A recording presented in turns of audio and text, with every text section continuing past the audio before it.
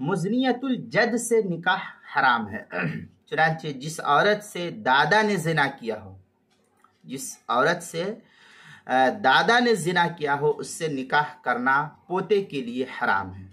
जिस औरत से पोते के दादा ने जिना किया हो, मसलन ये पोता और ये उसका बाप है और ये इसका दादा है, तो ये पोता, इस दादे ने जिस औरत से ये पोता निकाह करना चाहता है, उस औरत से इस दादे ने जिना किया है, तो इस पोते का इस दादे की मुजनिया औरत से, मुजनियतुल जद दादी से ये इससे जिना कर चुका है। तो इस पोते का इस औरत से, इस दादे की मुजनिया औरत से जिससे जिना किया है, और उस औरत से इस पोते का निकाह करना ये जायज़ नहीं है, हराम है।